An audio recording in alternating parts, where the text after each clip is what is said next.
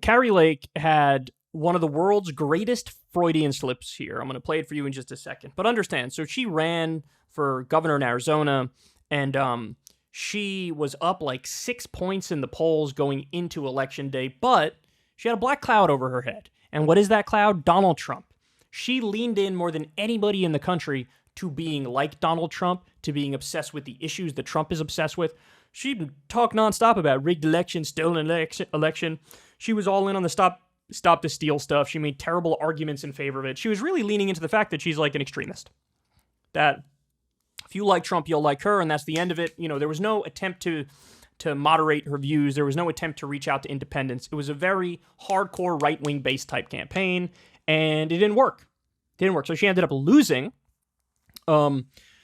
But since then, I mean, this is the most despicable part of it. Since then, she's been grifting. She's been lying. She's been saying, oh, we're going to fight this thing in the Arizona courts. We're going to overturn the election. I'm going to take my rightful seat as governor of California, and give an interview saying things like that.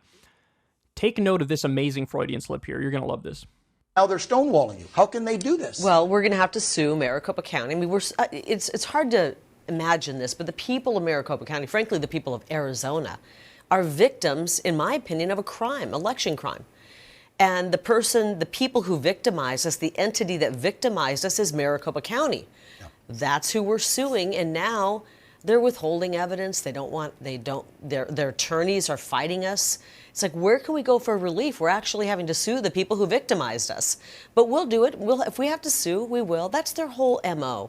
They want to wear you out, wear you down. They think you'll quit. They think you'll stop suing because you'll run out of money. We won't. We will continue to go until my last penny is spent, and we will continue because we're not going to have them steal our elections anymore. So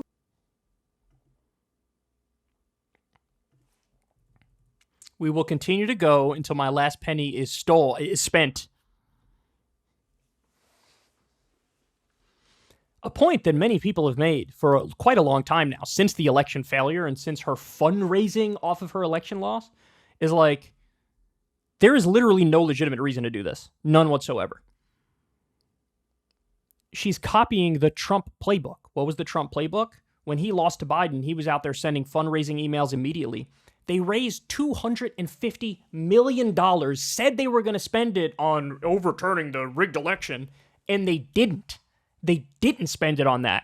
In the same way that Donald Trump, remember, he had a charity, like the Trump Foundation or something like that, and there was reporting that he totally committed fraud, used it, quote, as his own piggy bank. Trump University, same thing. Taking money, not delivering on the promises. It wasn't even a university. It wasn't accredited. There was no approval process. It was total fraud, total scam. Did classic scam artist tactics like what's called upselling, for example. Total con job. Literal criminal con job. Kari Lake has been doing the exact same thing since she lost. Hey, raise money, give me money, I'm going to fight this, I'm going to stop this, I'm going to do this, I'm going to do that. Where's all this money going, Kari? Because she's lost everything she's brought up. She's totally lost. Where's all the money going? Where's all of it going? Well, if you listen to the amazing Freudian slip, we're going to continue to go until my last penny is spent. Ah, that's such an admission. Oh my God, I love it. Man, these people, man, they are going after all the marks in their base, and I think they know it too. You know, I think they know it. I don't think this is a good faith effort where I think I might actually win and overturn the election. That's not what it is. She knows it. You know it. Everybody knows it. So I feel, in a way, I mean, some people might not feel this way. I do. I feel bad for these people who are donating to her thinking, oh, this is serious.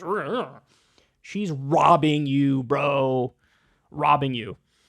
So there you go. Quite a moment here. If you want to see me and Crystal Ball interview legends like Noam Chomsky, Cornel West, and more, subscribe to Crystal, Kyle, and Friends on Substack. $5 a month gets you the video version a day early.